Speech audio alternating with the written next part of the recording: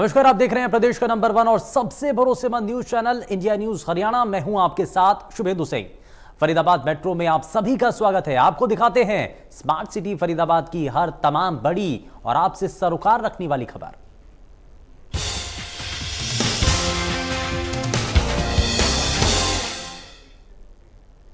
सदन में नैनपाल रावत ने कहा है कि सदन में विपक्ष ढोंग करता है, जनता सरकार के साथ है। इस विधानसभा में नए चुन के आए, बाहर से इसका बहुत सारा हम नजारा देखते रहे हैं, लेकिन आज जो ढोंग यहाँ देखने को मिल रहा है, मैं ढोंग कहूंगा इसको, ये नरक में डूबे हुए, घर तक डूबे हुए हैं भ्रष्टाचार के में, और इसी का कारण है हर स्टेट से इनको सफाया होता जा रहा है। और यहाँ भी मैं बता रहा हूँ, ये तो कहते सरकार नहीं बनेगी। रावत साहब बैठ जाइए प्लीज, बैठ जाइए, बैठ जाइए। नैनपाल जी बैठ जाइए, नैनपाल जी बैठ जाइए। शकुंतला जी,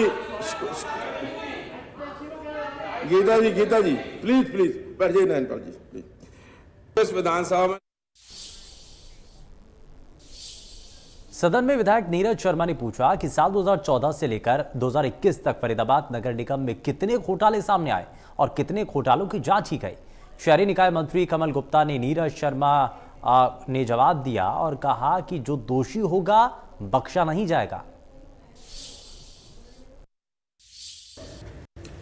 नगर निगम में 5,52,000 रुपए का एस्टीमेट बना और मालूम है अनाउंसमेंट कितने की हुई? 1,92,00,000 की। एक ही ठेकेदार सतबीरा एंड कंपनी 200 करोड़ रुपए खा गया बिना काम किए। 200 करोड़ 36 कामों की जांच हुई, जिसके अंदर 2 करोड़ रुपए का एस्टीमेट था, 36 करोड़ की अनाउंसमेंट हो गई। ऐसा कौन सा पीडब्ल्यूडी कोड है, ऐसी कौन सी सरकार की धारा है कि 2 करोड़ का काम 36 करोड़ में हो जाए? अध्यक्ष महोदय, आप बार बार कहते हैं सदन में नाम बताओ हम कार्रवाई करेंगे, सदन में नाम बताओ आप कार्रवाई करेंगे। नाम मैं बताता हूं, वीरेंद्र करदम, डीआर भास्कर, रवि सिंगला, सोनल गोयल। मैं बार बार कहता हूं बाहर के अफसरों को मत लाओ, एक चेक पे साइन है। मोहम्मद शाहीन, जिसने इंजीनियरों की कमेटी पे अप्रूव कर दिया 100 करोड़ का ठेका।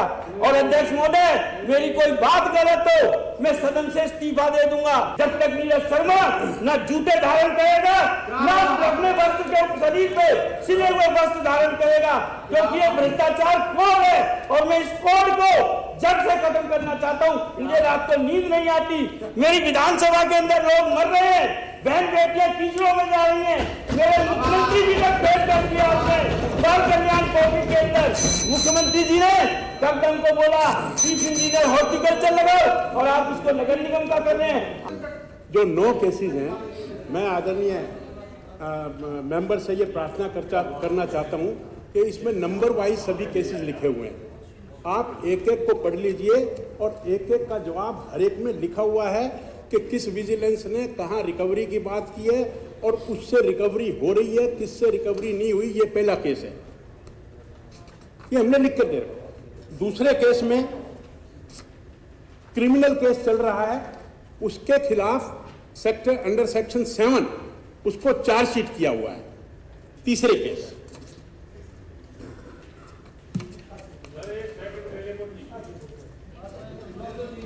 केस में क्योंकि उसमें कोई और इंक्वायरी चल रही थी, इसलिए ये इंक्वायरी कैंसिल हो गई। वो इंक्वायरी अभी चल रही है, उसकी रिपोर्ट अवेटेड है। चौथे केस में स्टेट विजिलेंस को एफआईआर करने का आदेश दे दिया है। इसमें पार्टली है, एक 6 और 7 जो एलिगेशंस हैं उसके खिलाफ एफआईआर का आदेश दे दिया गया है और बाकी जो है उस पर रिपोर्ट अवेटेड है। ये चौथा है।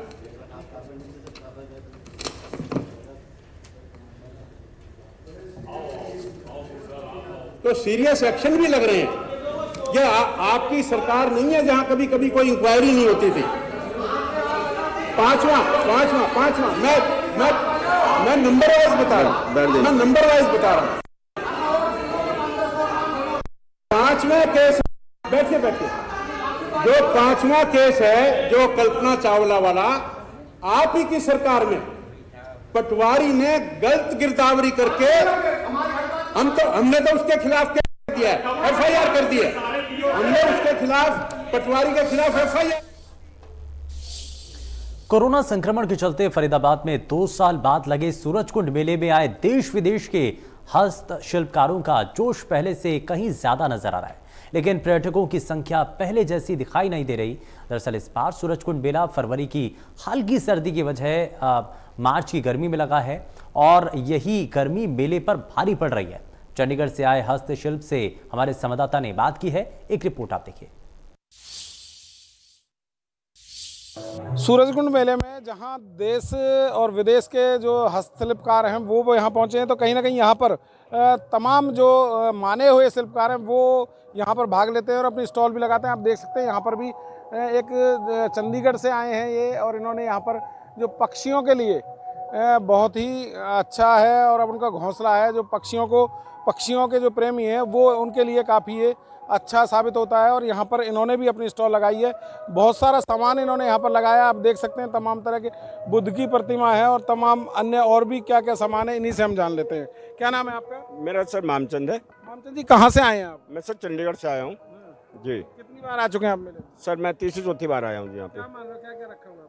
अभी यहाँ पे टेराकोटा के पॉट है जी मेरे पास में, महात्मा बुद्ध हैं, स्टैंड है कॉर्नर वगैरह में रखने के लिए, और बर्ड हाउस जो भी पक्षियों के लिए बहुत अच्छा है सर।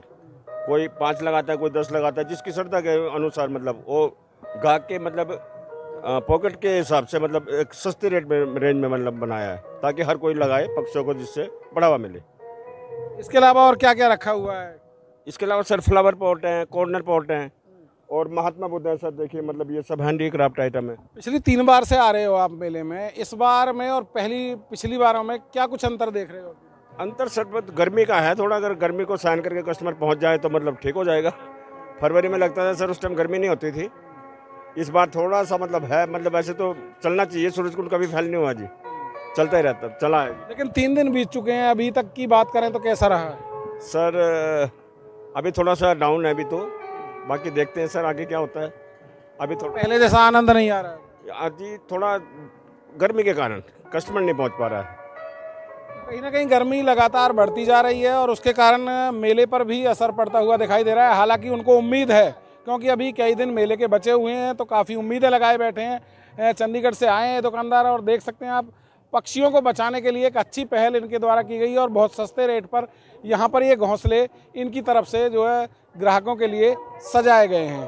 तो जो लोग पक्षी प्रेमी हैं वो इस बात को लेकर काफ़ी उत्साहित भी यहाँ आते हैं और लेकर भी जाते हैं, बता रहे हैं। तो कहीं ना कहीं पक्षियों के लिए जिस तरीके की गर्मी है और उनके लिए घोंसले की भी ज़रूरत होती है, पानी की भी ज़रूरत होती है, तो काफ़ी अच्छा ये एक तरह से कहें तो उनके लिए बहुत ही अच्छा उनका घर है, और अपने अपने घर ले जाकर इसको लगा सकते हैं, पेड़ों पर टांग सकते हैं, ताकि पक्षियों को बचाया जा सके। फरीदाबाद से इंडिया न्यूज़ के लिए राजेंद्र दहिया।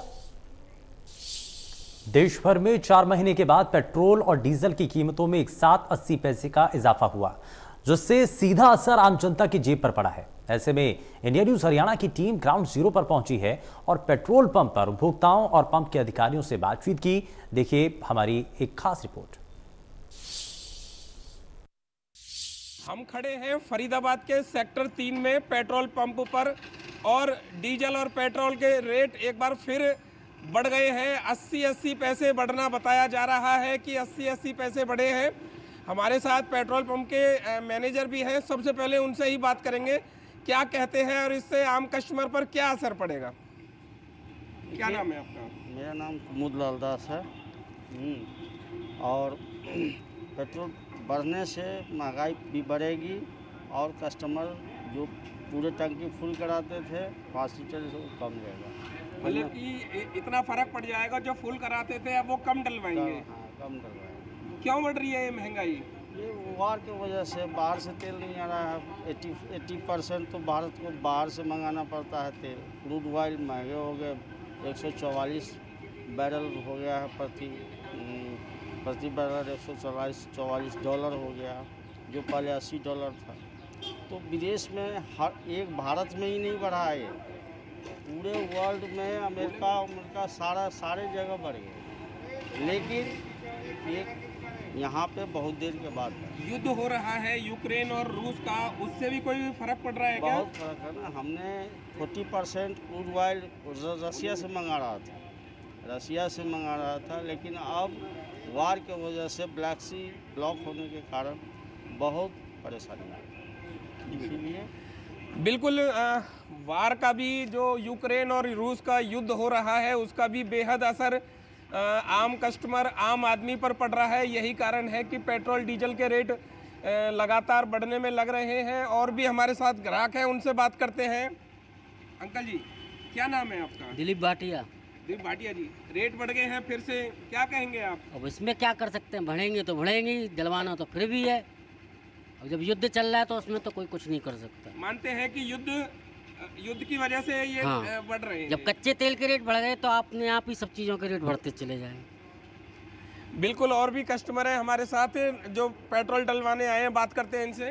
क्या नाम है आपका? दीपक खत्री जी। दीपक जी, पेट्रोल डीजल के रेट बढ़ गए हैं, क्या कहेंगे आप? अब जो बढ़ गए तो बढ़ गए जी। अब जो बाइक है तो फिर भी चली जाएगी जी। तो क्या माना जाए कि क्या आने वाले दिनों में और भी रेट बढ़ने की आपको? बढ़ने की तो उम्मीद है जी। किस वजह से?